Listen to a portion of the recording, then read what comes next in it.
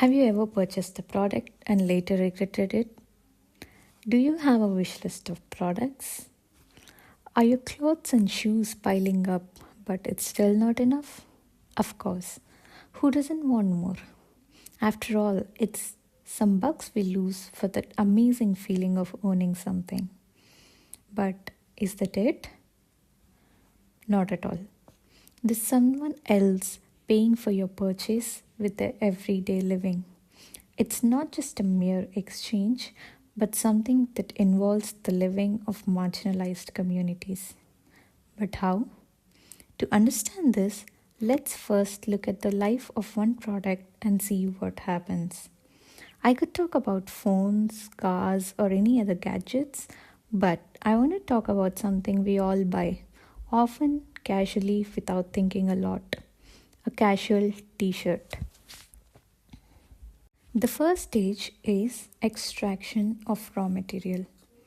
The raw material could range anywhere between organic cotton to synthetic polyester. Both of them cause harm to the environment either through resource depletion in case of cotton to pollution in case of synthetic fabrics. And then manufacturing and processing. The extracted raw material is now processed, treated, and given a shape that makes it desirable.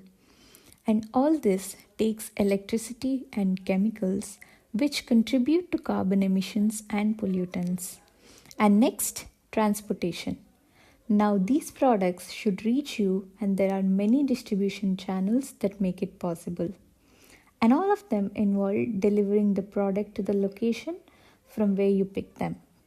So, this transportation emits carbon dioxide. Landfill. Now, we think it ends there, but no. Although there is the usage phase in between, it is necessary and the damage isn't as significant as the rest. And then after that, it ends in the land.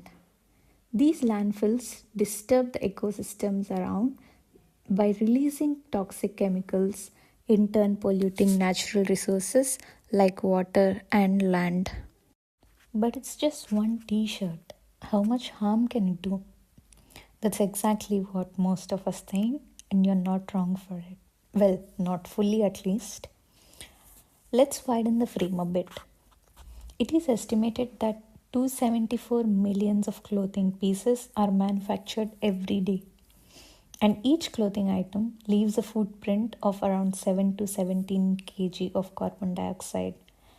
This contributes to 10% of global emissions annually, which is around 4 gigatons of CO2. And remember, we're just talking about clothing, while there are many items that we use in our day to day life.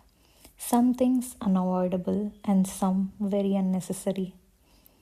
But who's the first to be affected because of these emissions? Excess carbon emissions in the air directly disrupts day-to-day functions of the living beings. The emissions in the air trap the heat from the sun, and this leads to increase in the average temperatures. This effect is well known as global warming, and this phenomenon has direct and indirect impact on the living beings. The increasing temperatures make life for the marginalized communities in arid regions difficult. Communities in those regions cannot even afford their daily living, and the increasing temperatures affect their health in a way that making a living becomes even more difficult. Eventually, the regions will become uninhabitable, meaning no life can exist there. Climate scientists already estimated the regions that would become uninhabitable given the way we emit now. You can explore the mapping on Berliner Morgenpost. I'll attach the link in the description. Also, the warming melts the icebergs, making life for polar beings difficult and also pushing them to extinction. This also increases the sea levels that impact the coastal lives. Also, NASA has a sea level projection tool that estimates the regions that will be affected severely by the increasing sea levels.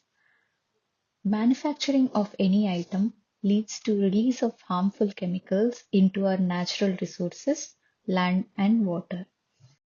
Land pollution leads to crop failure, making life difficult for people whose livelihood depends on farming and could also potentially lead to drought and famine. With water resources already depleting, the pollution of these drinking water resources can only make things worse. Most of us who actually consume mindlessly might not experience the effects yet because we are guarded with our concrete roofs, air conditioners, air purifiers, water purifiers, etc.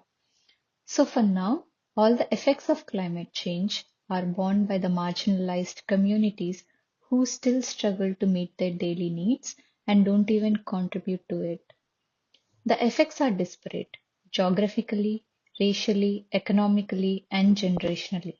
So, yes, the price of the product you consume goes beyond the price tag and it is paid by living beings with their everyday lives. Now, it might not be you, but sooner or later, none might be spared.